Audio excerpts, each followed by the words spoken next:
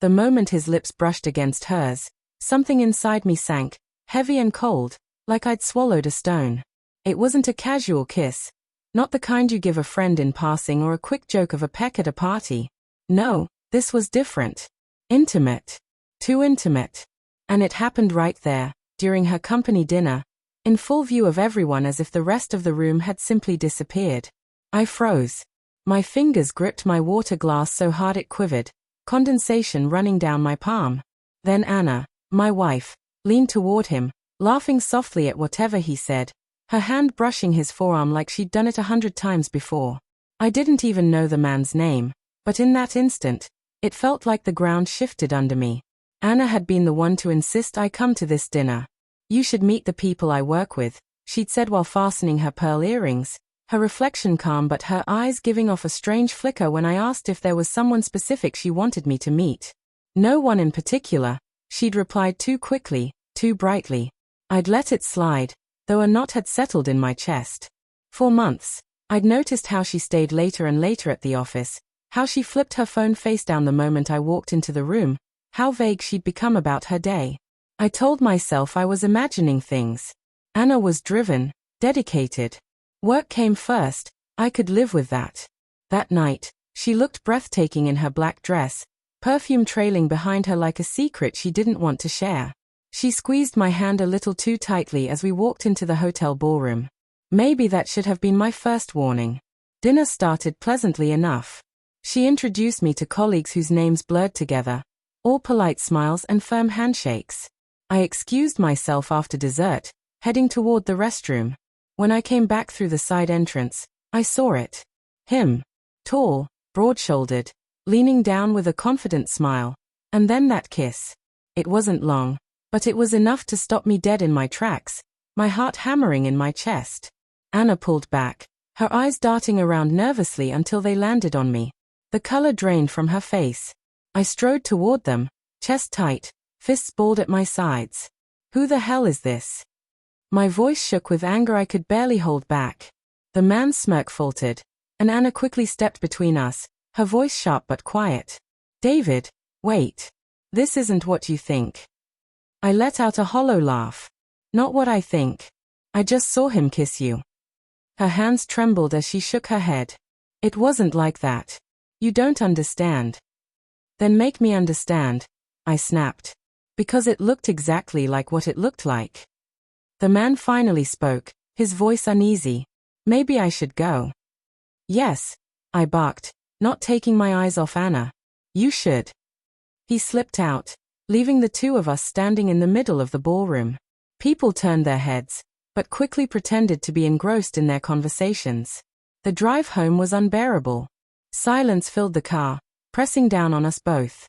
Anna kept her gaze fixed out the window, her hands clasped tightly in her lap, as though holding herself together by sheer force. I finally broke. How long has this been happening? She flinched, her eyes wide. It's not what you think. Don't insult me, I snapped, my hands gripping the steering wheel so hard my knuckles turned white. I saw it with my own eyes. Her voice cracked. David, please. He's just a colleague. It was nothing. Nothing. My laugh was sharp, bitter. You let another man kiss you in front of everyone. Do you think I'm blind? Tears spilled down her cheeks. She turned toward me, her voice trembling. I swear I didn't kiss him back. He caught me off guard. I was about to push him away when you walked in. God, I wanted to believe her. I wanted it to be true. But I kept seeing her laughing with him afterward, her hand resting on his arm as if it belonged there. That night, I lay awake staring at the ceiling while she cried quietly beside me. The scene replayed again and again in my mind. The kiss, her laugh, her pleading denial. Trust, the foundation of everything between us, had cracked. And once I saw those cracks, I couldn't stop wondering what else was hidden inside them. The next morning, I asked her again. Tell me the truth. Are you seeing him? She shook her head fiercely. No. I would never do that to you. Then why did it look so natural? Why did you look comfortable? Her lips trembled.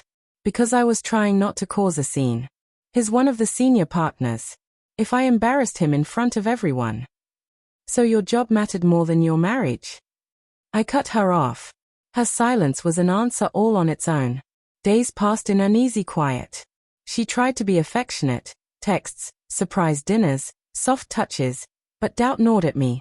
One night, while she was in the shower, her phone lit up on the nightstand. Last night was risky, but worth it. Can't stop thinking about you. My stomach dropped. When she stepped out of the bathroom, I held up the phone. Explain this. Her face went pale. David, please. It's not what it looks like. I laughed, a hollow, bitter sound. You've said that before. Do you really expect me to believe you again? She reached for the phone, but I pulled it away. Who is he? Her shoulders sagged. The fight left her. His name is Ryan. He's one of the partners. It felt like my chest caved in. How long? 3 months, she whispered. The floor seemed to give way beneath me. 3 months. Every late night at the office, every vague excuse, every time she turned away from me in bed. You lied to me, I said, my voice shaking. You looked me in the eye every single day and lied. She collapsed to her knees, sobbing. I didn't mean for it to happen. I thought I could control it, that it wouldn't hurt us, but... Don't. I cut her off sharply. Don't try to justify it. Her tears fell harder. David, I love you. I made a terrible mistake, but it's you I want. Please don't leave me. I stood there, staring at the woman I had built a life with, feeling torn apart. Part of me wanted to forgive her, to hold on to the home we had made. But another part, the part that saw Ryan's text, that remembered her laugh, knew something had shattered beyond repair. For a week, I tried to live as though nothing had changed. I went to work, came home, sat across from her at dinner. But the silence between us was heavier than any argument. Every time her phone buzzed, my chest tightened. Every time she was late, rage simmered under my skin. One night, I finally spoke the words. I can't do this anymore. Her fork slipped from her hand and clattered against the plate. David, no. You chose him the moment you let it go on for months, I said, my voice flat. You don't get to choose me now. Tears welled in her eyes. We can fix this. We can go to counseling. I shook my head. You broke something that can't be put back together. She reached across the table, hands trembling.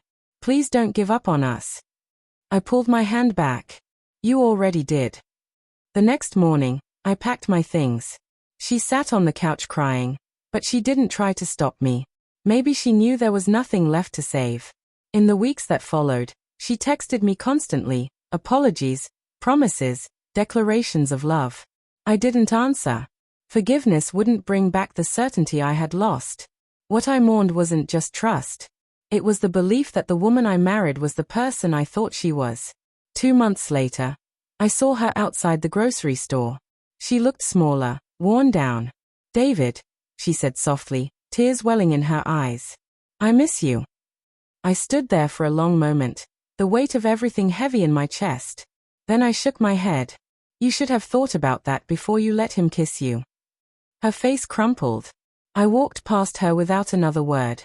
And for the first time since that night, I felt free.